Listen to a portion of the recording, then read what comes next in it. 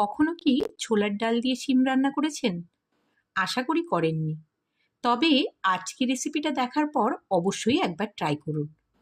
এত ভালো খেতে হয় যে শিমের অন্যান্য রেসিপিগুলো এর কাছে কিন্তু ফেল। শিমের একঘেয়েমি রেসিপি না বানিয়ে এরকম ভিন্ন ধরনের একটা রেসিপি আপনারা অবশ্যই বাড়িতে ট্রাই করতে পারেন। আশা করি আপনাদের অনেক বেশি ভালো লাগবে। এই রেসিপিটা তৈরি করার জন্য আমি এখানে 250 গ্রাম মতো শিম নিয়ে নিয়েছি। শিমগুলোকে প্রথমেই আমি ভালো করে ধুয়ে নিয়েছি। তারপর শিমের দুদিকে এইভাবে যে আঁশটা থাকে সেটাকে আমরা ভালো করে পরিষ্কার করে নেব। না হলে রান্নার পরে তরকারিতে এটা বেশ শক্ত হয়ে থাকে, যার জন্য খেতে একদমই ভালো লাগে না। তারপরে আমরা এগুলোকে ছোট ছোট টুকরো করে কেটে নেব। দেখুন এখানে আমি সবগুলো শিম ভালো করে কেটে নিয়েছি।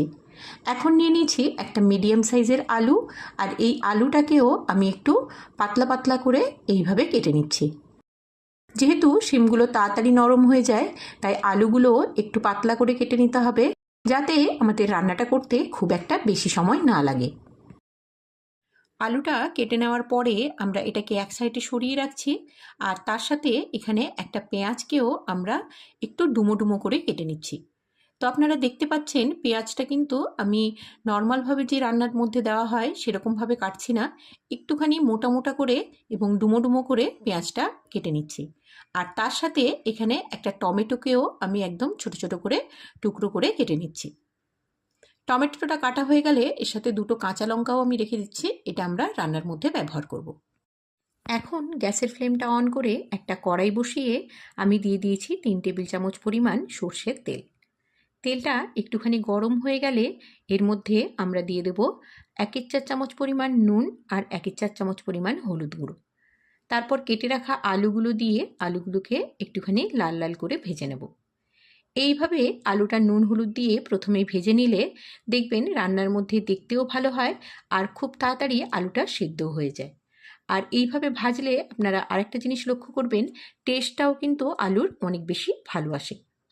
তো আলুগুলো ভেজে নেওয়ার পরে এখন আমরা ওই তেলের মধ্যে 1 চামচ পরিমাণ গোটা জিরে আর কেটে রাখা পেঁয়াজটা দিয়ে এটাকে একটুখানি ভেজে নিয়েছি।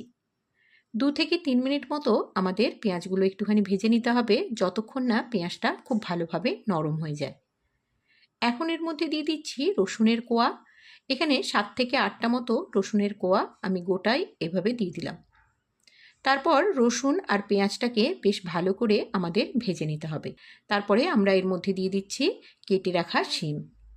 শিমটা দেওয়ার পর তার সাথে আমি পরিমাণ মতো নুন, হলুদ গুঁড়ো, লঙ্কা গুঁড়ো, জিরে গুঁড়ো আর ধনে গুঁড়ো সব কিছুই এর মধ্যে অ্যাড করলাম।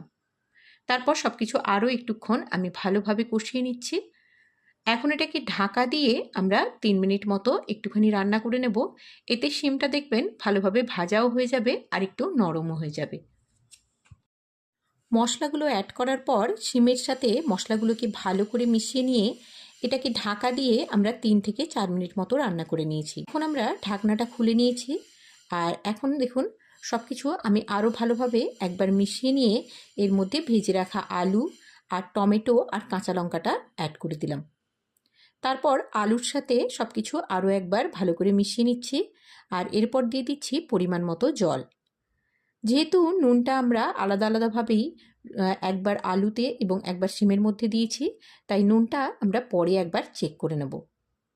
এখন এটাকে ঢাকা দিয়ে আমরা 10 থেকে 12 মিনিটের জন্য রান্না হতে দেব, যতক্ষণ না আলু আর শিমগুলো বেশ ভালোভাবে সেদ্ধ হয়ে যাচ্ছে।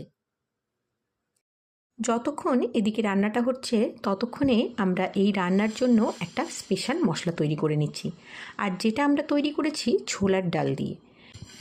তো এখানে আমি গ্যাসের ফ্লেমটা অন করে একটা প্যান বসিয়েছি, আর প্যানের মধ্যে দিয়ে দিয়েছি একটা শুকনো লঙ্কা, 1/2 চামচ পরিমাণ গোটা ধনে, আর তার সাথে 2 চামচ পরিমাণ দিয়েছি ছোলার ডাল। ছোলার ডাল, ধনে আর শুকনো লঙ্কাকে একদম লো আঁচে আমাদের ভেজে নিতে হবে। জাস্ট একটুখানি গরম হলেই আমরা এটাকে গ্যাসের ফ্লেম থেকে নামিয়ে রাখবো। দেখুন প্রায় 2 মিনিট মতো এটাকে হালকা একটু ভেজে নিলেই আমাদের এই মশলাটা কিন্তু একদমই রেডি হয়ে যাবে। এখন এটাকে একদম ঠান্ডা করে নিয়ে তারপর একটা মিক্সিং জারের মধ্যে দিয়ে এটাকে খুব ভালোভাবে গুঁড়ো করে রাখবো। এদিকে দেখুন প্রায় 10 মিনিট মতো পর আমি ঢাকনাটা খুলে নিচ্ছি আর একবার অবশ্যই দেখে নেব যে শিম আর আলুগুলো ভালোভাবে সেদ্ধ হয়েছে কিনা। তো আপনারা দেখতে পাচ্ছেন আলু আর শিমগুলো কিন্তু খুবই ভালোভাবে সেদ্ধ হয়ে গেছে, তবে রান্নার মধ্যে এখনও বেশ অনেকটা পরিমাণ জল আছে। এই সময় অবশ্যই রান্নার মধ্যে নুনটা একবার চেক করে নিতে হবে। যদি কম মনে হয় তখন কিন্তু আপনারা অবশ্যই একটুখানি নুন এর মধ্যে অ্যাড করতে পারেন। তবে ঝোলটা নিয়ে চিন্তা করার কারণ নেই, আমরা যে মশলাটা তৈরি করে রেখেছিলাম সেটা এখন এর মধ্যে অ্যাড করে দিয়েছি। আর আপনারা দেখতে পাচ্ছেন যে দেখুন মশলাটা দেওয়ার পর ঝোলটা অনেকটা বেশি টেনে গেছে। আর যেহেতু এর মধ্যে আলু দিয়েছি, ঠান্ডা হলে আলুটাও অনেকটা বেশি ঝোলটা টেনে নেবে। তো এখন আমি সব কিছু আরও ভালোভাবে একটুখানি মিশিয়ে নিচ্ছি, তবে আঁচটাকে একদম লোতে রেখেই করছি যাতে ঝোলটা খুব বেশি শুকিয়ে না যায়। এইভাবে আরও 1 থেকে 2 মিনিট মতো আমরা এটাকে একটুখানি রান্না করে নিলাম। আর এখন দেখতে পাচ্ছেন আমাদের রান্নাটা কিন্তু হয়ে গেছে। একটা প্লেটের মধ্যে আমি এটাকে সার্ভ করে নিচ্ছি। গরম ভাত বা রুটি যে কোনো কিছুর সাথেই আপনারা এই রেসিপিটা অবশ্যই একবার তৈরি করে দেখতে পারেন। বন্ধুরা, কেমন লাগলো রেসিপিটা সেটা জানাতে কিন্তু একদমই ভুলবেন না। আর যদি ভালো লাগে ভিডিওটি লাইক এবং শেয়ার করে দেবেন আর চ্যানেলটিকে সাবস্ক্রাইব করে পাশে থাকবেন। নমস্কার।